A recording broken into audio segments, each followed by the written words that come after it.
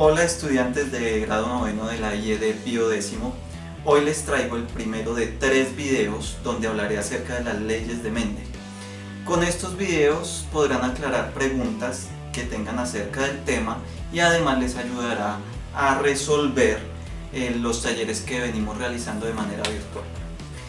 Recuerden que espero sus dudas y sugerencias a través de los medios que ya conocemos, que son email y WhatsApp, y también en la sección de comentarios que acompañan este video.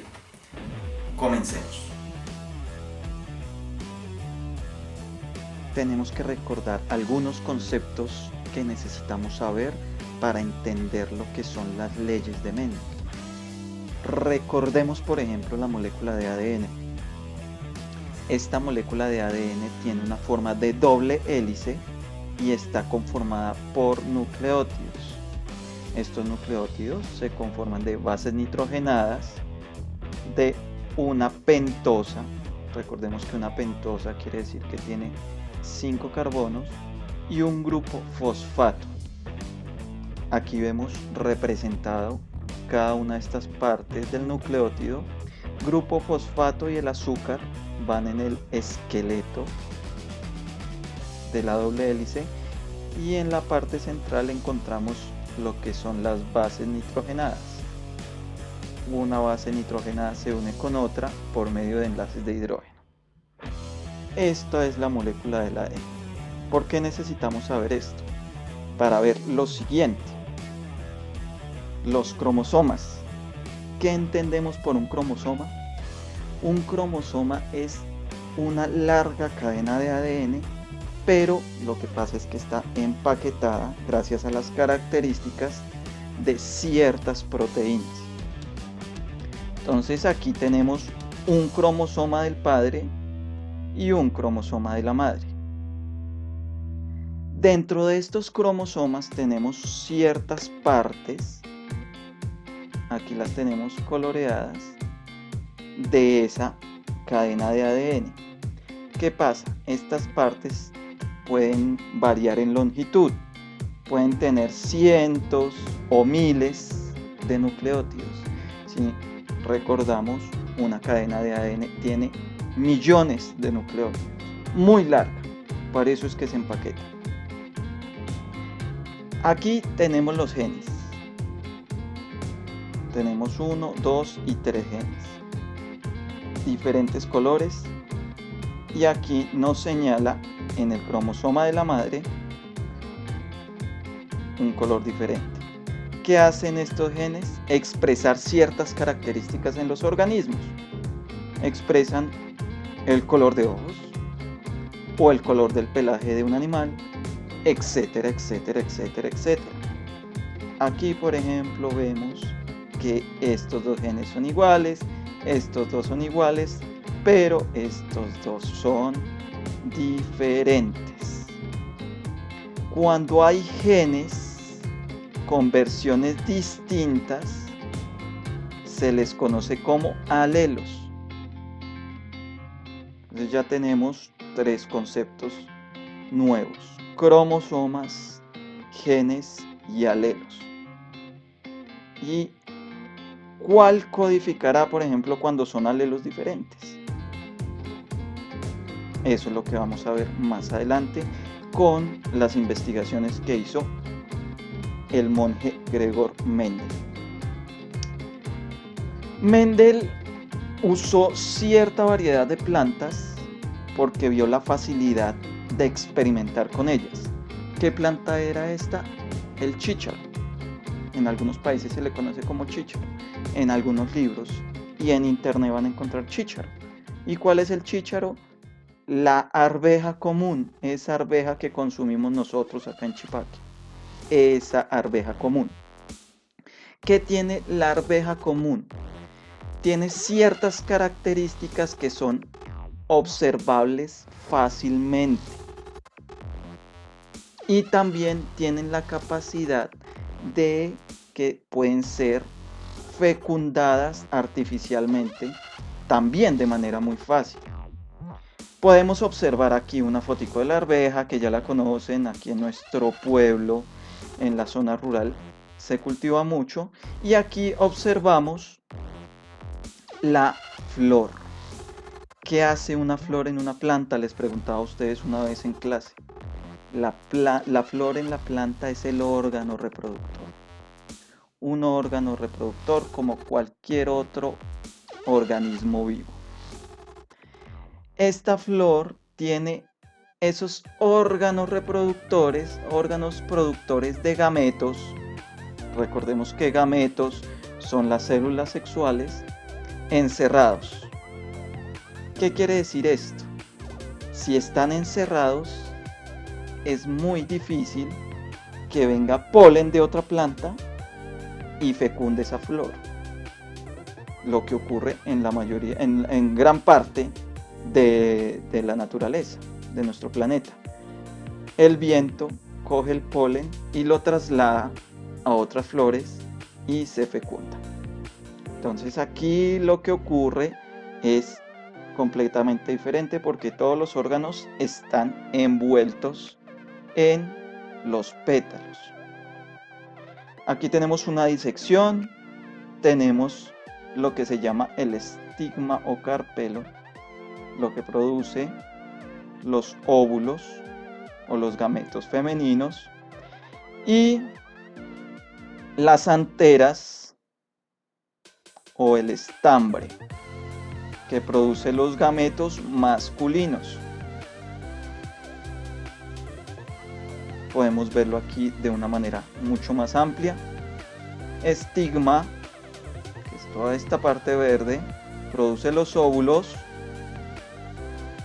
Las anteras, que producen el polen que contiene espermatozoides. Cuando madura esta parte,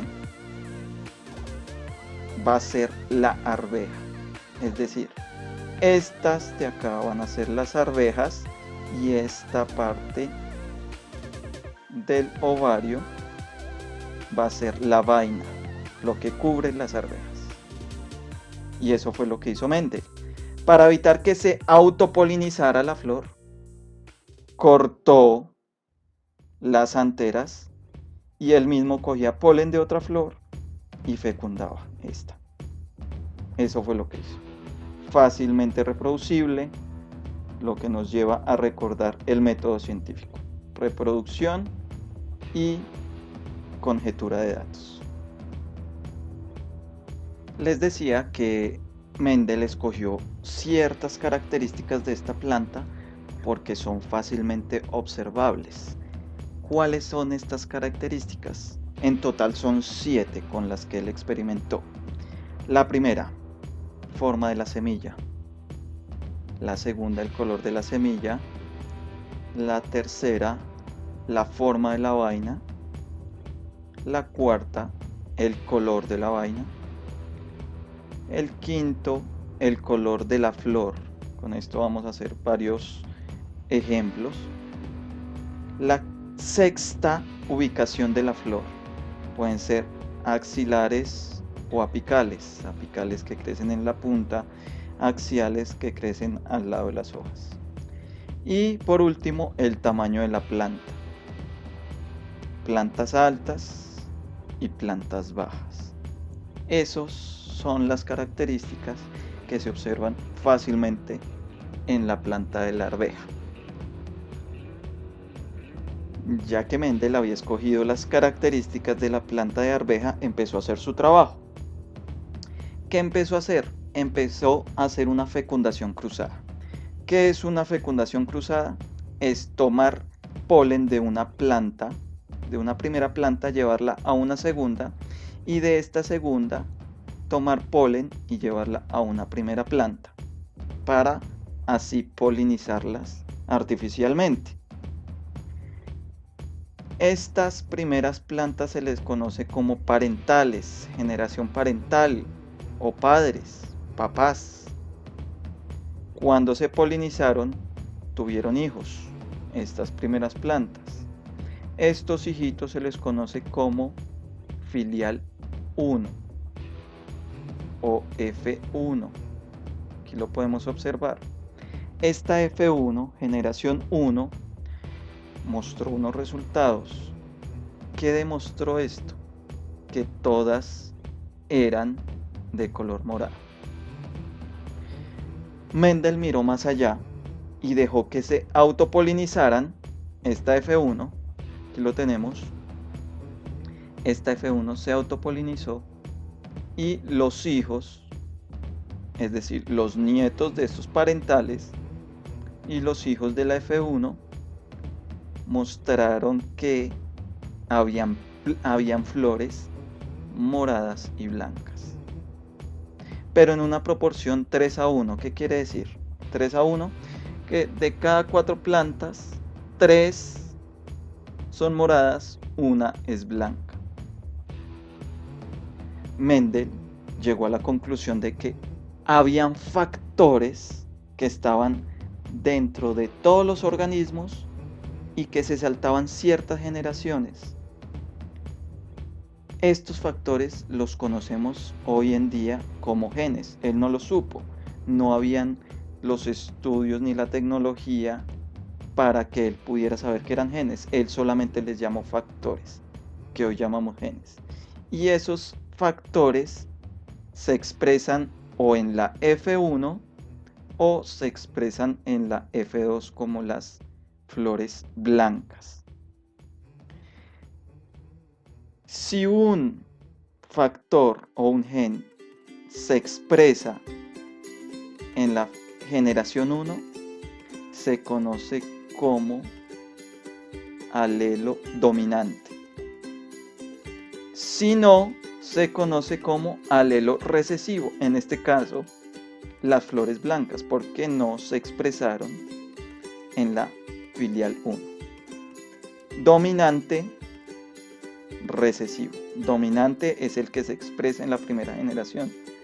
El recesivo se va a expresar después de la generación F1. ¿A qué conclusiones llegó Mendel? Encontramos que la primera es que cada rasgo está determinado por genes. Cada rasgo. ¿Qué son los rasgos? Por ejemplo, si es flor morada o flor blanca, está determinado por genes. El pelaje de un gato está determinado por genes. Gen para pelaje negro, gen para pelaje amarillo, gen para pelaje gris, gen para pelaje negro. Color de ojos también está codificado por genes, está dado por genes. Ojos cafés, ojos azules. Cada rasgo está determinado por genes.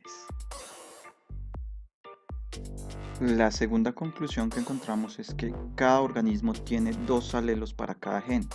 ¿Por qué 2 alelos? Como les comenté al principio, y por eso vuelvo a tomar esta imagen, tienen cromosomas del padre y cromosomas de la madre. Cada cromosoma va a tener un alelo que codifica para una característica dada. Por eso es que cada organismo va a tener 2 alelos para cada gen. Cuando hay alelos diferentes, uno se expresa y el otro no. El que se expresa se llama dominante y el que no se expresa se llama recesivo. En este caso, el dominante, el que se expresa, es la flor morada, y el que no se expresó fue la flor blanca, que la vimos posteriormente en otras generaciones. Y por último, en la meiosis, que es cuando se producen gametos, los pares de alelos se separan o segregan. Es decir, que cada gameto, cada célula sexual, sea espermatozoide u óvulo, recibe un solo alelo.